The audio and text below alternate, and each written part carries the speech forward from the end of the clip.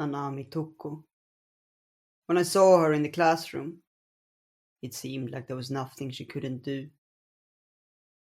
Of course, now that I was actually working with her, I knew she could hit walls like this sometimes. But I expected her to scale those walls and to keep moving ahead of me. That was the type of person she was. What I want, hmm? I didn't know what was behind Toko's smile as she murmured those words. At some point, I hoped that she would share it with me. I wanted to be someone who Toko would unquestionably present her desires to. But because she couldn't do that now, all I could do was offer her my own words. I know that this is your dream, Toko.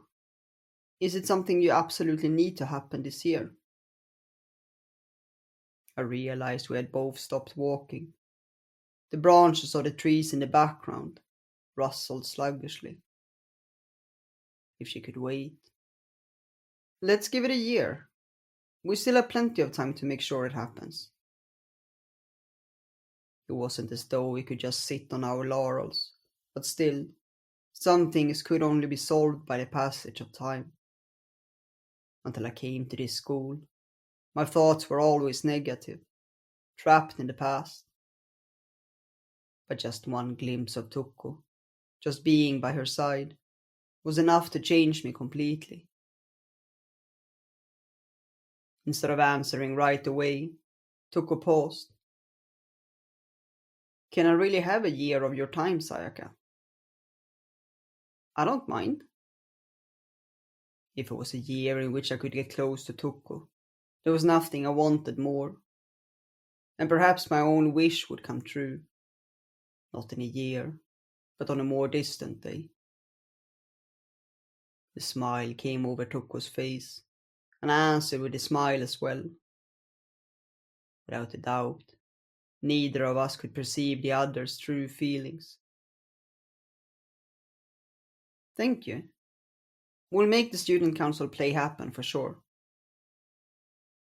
Right. In that case, okay, we need to get back to the student council room.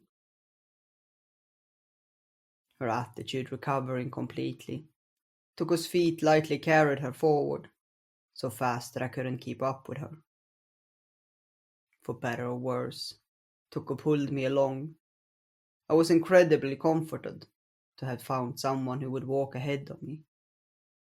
I had started high school life with no special goals, but now I knew exactly what to focus on. Tuko sought a friend she could rely on in me, and as long as I provided that, I could stay by her side. I believed with all my heart that I could do it. I believed. After that, Tuko didn't try to push the student council play on the president any further. She didn't mention it in the student council room, and did her work just like always. Well, not quite the same as always, I suppose. Tuko was putting more passion into her student council work than ever. She was probably trying to make a name for herself in anticipation of running for president in the next election. On top of that, she went around to the various non-athletic clubs, talking to them and gaining support for the student council play. She seemed to have accepted that we didn't have enough time to prepare this year, and that the current officers weren't interested in doing it. So instead, she was trying to line things up so that it would be successful in the following year. But just because we had time didn't mean everything would work itself out. While we would most likely get new student council members in the coming year, we would have even fewer people than before, if there were only one or two, as was the case with Tuko and I this year. It was important to secure as many members as we could. The other unexpected blow came from the literature club. The current member specialized only in reading and didn't write at all. This meant another snag in our search for a script, and this time we didn't have any other ideas. During our break that day, we leaned against the wall in the hallway, chatting absent-mindedly. The sunlight from the hall windows warmed our necks, and the hustle and bustle of crisscrossing voices burst at us from the left and right. As we stood still, even the steady flow of footsteps seemed hectic by comparison. Tuko voiced her hopes. If we can, I'd like to do an original script. But if we reproduced an existing play, we wouldn't have to find someone to write the script at all. Though I didn't want to oppose her, I thought it would be best to work under assumption that we might not be able to find someone to write the script for us. It would be excellent if we did in the end, but I would prefer to have a contingency plan, even if it might be a wasted effort. Why don't you try writing a script, Toko? What? No way. Toko declined on the spot. It's not like you to say no to something without even trying. If I started to question what did seem like Toko, I might just be caught up thinking about it for the rest of the day. Well, actually, the truth is, I tried my hand at writing a bit, just to see what would happen, but it was impossible. I can't even think of a beginning. People who can write those things are definitely special. At first, there was a bashfulness mixed into her declaration, but the latter half of what she said held disappointment. Special, huh? Personally, I doubted that anyone was as special as Tuko. Yeah, so suppose it was the natural course for writers to disappear from the literature clubs. But still, I don't know what to do. She covered her face in despair, and then glanced at me through her fingers. She was trying to request my help, although I doubted her expectations were high. Did you have any lessons about anything like that?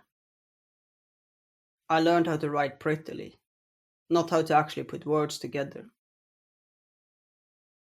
When I thought about it, writing was really just stringing one word to the next. The simple sentences I wrote day to day, the things that the teachers wrote on the blackboard, and the works of famous novelists, were all fundamentally the same. By changing how those words combined, they invoked beauty, drew up metaphors, and cultivated them into something greater. In that case, writing really would be difficult for me. I wasn't cut out for forging new paths and making discoveries. I wonder if there is anyone here who wants to become a novelist. Tuko looked around the hallway. Did you think they would be easy to identify somehow? Novelists these days likely wouldn't even have writing calluses on their fingers. Do you think they would just be hanging around here? I was just being optimistic. Toko half smiled as she looked away, but then immediately turned back to me. How about we try keeping a lookout at the bookstore and ask someone who buys writerly books? Toko's sudden idea was so childlike, I couldn't decide whether to be charmed or exasperated. Are you just going to hang around bookstores every day? Well, I like looking at books, so I wouldn't get bored.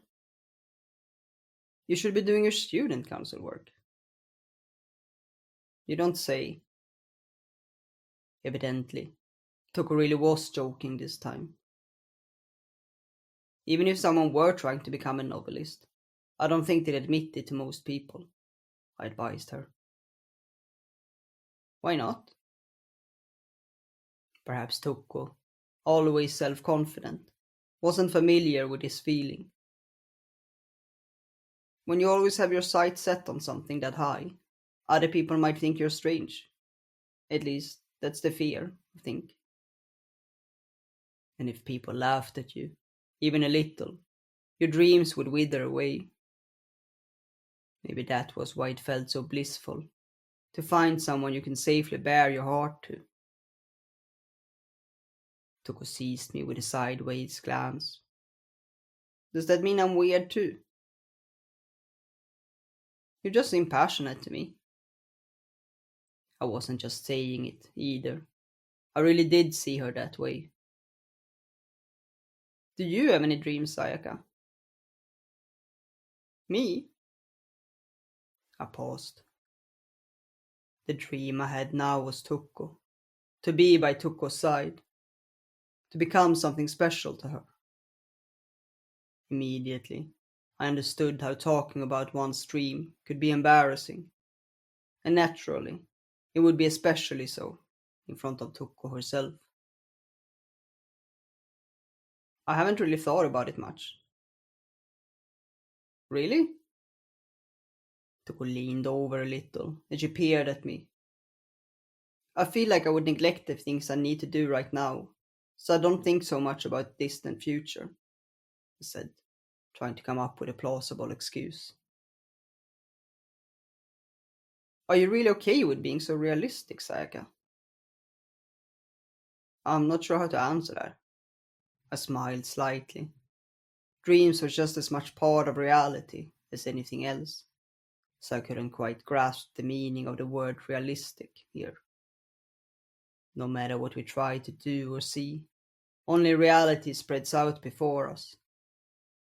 The question is what you do about it. Toko was betting everything on the success of the play. But why?